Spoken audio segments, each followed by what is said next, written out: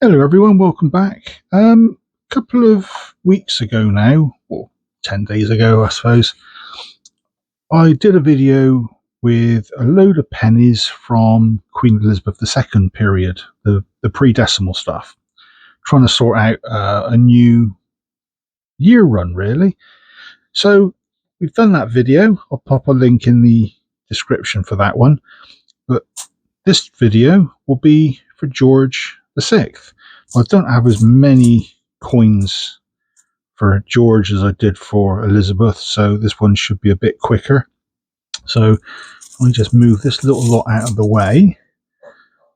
I will introduce you to my state-of-the-art software for counting the coins and checking them. Nice bit of card. Let's see if we can fit this in, shall we? Come on, squeezy, squeezy, corner of the tripod. What the hey? Right, so you've got for George, you've got 1937, 38, 39, 40. Then it jumped to 44. And if you notice, I made a bit of a boo-boo with the high-tech equipment. There's a bug in the system somewhere. I think it's user error. So we've got 44, 45, 46, 7, 8, 9, 50, and 51. Now, although George was on the throne until 52, there's only said to be one coin issued for that year. And if you ever get a copy, I think it was one, you're damn lucky. So it's unlikely we'll come across that one. So the other ones to watch out for, oddly enough, is I think it's 1945. There's a double strike on the date on the back. And there's a strike on the 9. So you get two 9s, one over the other. And in 1946, just next to I think it's next to the O or next to the E, but you'll see it when you come across one. There's a small raised dot. It's actually a die error, and those are quite collectible. So what I'll do the same thing as last time. I'll run through what we've got, pile them up onto the card, pick the best, and then we'll pop them into the book that we've got with the other coins already in them. So we've got the ones from Elizabeth there. So the only one we didn't have from last time was 1953. But that is quite a difficult one to get hold of. There's only 1.3 million of those. So to come across one of those is going to be quite lucky. 50 and 51, I doubt we're going to come across anything because there is 240,000 and 120,000 minted. So if we get them, brilliant. If not, not a problem. So off we crack. 45. What I'll do, I'll go through some of these. Oh, another 45. See how we do. 39. I might break away. Saves you sitting here staring at me, chatting to myself like a crazy person. And then I'll pile them all up, see how we get on, and pick the best from there. 47, 47, 40. This is looking like we're going to get a run of some sort anyway already. 37 again, 39 again.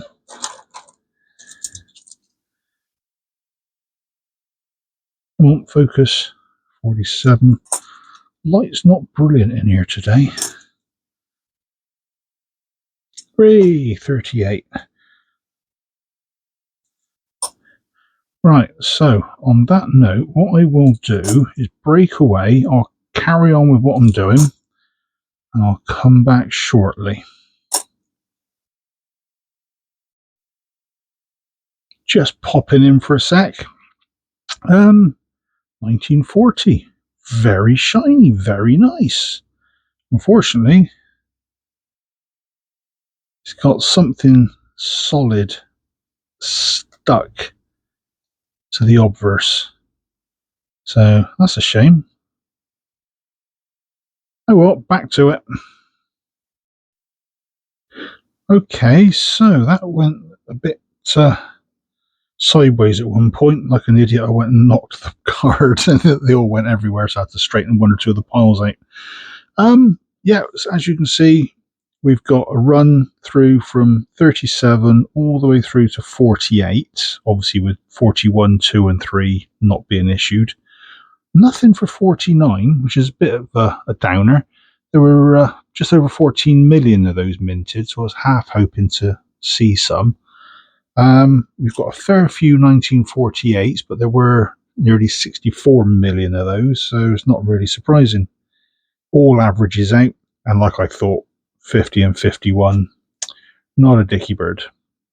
So what I'll do now is I will go through each pile, have a closer look, see which one's the best one, and come back.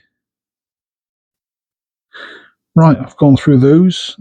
These are the better versions there for each year. Some real grotty ones I found, other than that 1940 that was nice and shiny on one side and scuzzed up on the other. 1945, I would say it's been through the wars, but this is pretty much post-war. Nicely dented to hell and back.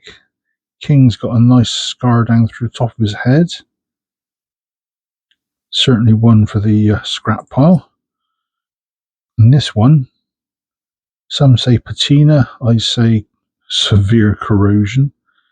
1945 again. There's some weird colouring on the obverse as well. But yeah, pretty much non-eventful when it came to anything special. So there was no double strike on any 1945s, and there was no dots on the 1946s either. So looks like I've got to keep working before I can consider retiring. So for 1937, got a nice one. If anything, it's probably one of the better ones out of the whole lot, because you can actually see the part of the Scottish cross there on the corner of the shield, whereas commonly that is a high point that gets worn down. We've got 38, 39, 40. See what I mean about the shield is starting to look a bit worn, and that's actually several years newer. That one's a bit banged up, but the other 44s weren't very pleasant on the eye, shall we say. There's your 45. So when I was saying about the double strike on the 9 itself, so we can get it focused, you can see that the 9 isn't a complete 9, but just inside the loop, what you can find is there's another line as a part of the 9 itself. So it's like I say, it's a double strike basically. All the other numbers lined up, but the 9 was slightly off for some strange reason. But that one isn't one of them. So we've got 1946, 1947. Again, best of what was there. A little bit of patina on there, little edge ding or something. But you know, these coins are always fairly common, so we can always replace them with a better version as we go. And 1948, king with a bit of a tan. So there you go. What I'll do, I'll pop those into the book, and I'll be right back. Right, that's all those done. So I've put labels in for the missing one for Elizabeth. That was already there. So 51, 50, those are the very low mintages, so they will be hard to get hold of. 49 we didn't get today. Then we've got 48, 7, 6, 5, and so on, all the way down to 1937 and 1938. So what I'll do is keep an eye out for bags of mixed coins at my usual haunts. I've got one or two little second-hand shops, junk shops, that sort of thing I go to. So I'll see if they've got anything in. This is where a bulk of this lot actually came from. I was wandering around some of the shops and just asking questions of, have you got any old pennies? Sometimes you can get a good deal. I think I had a bag of about 100 coins for about £2. So if you get a good one out of that, you've got your money back straight away. So until the next time, we will be then looking at George V. So I lost track of which king we were going to be looking at then. So we've just done George VI. We'll go back another stage and do George V, which, if you're asking why I'm working from the back of the book, that's where the common sense comes in. You do all the Elizabeth stuff because you know there was an end date, and you work your way forward through the book. So we've got some gaps there for George V, more pages, George V, then we've got Edward, then we've got some for Victoria as well. We might do a separate book for Victoria because obviously there's a longer period and I've got a fair few of her coins. So there you have it. That's the short-lived George VI penny review look at for the year run. So until the next time, cheers all.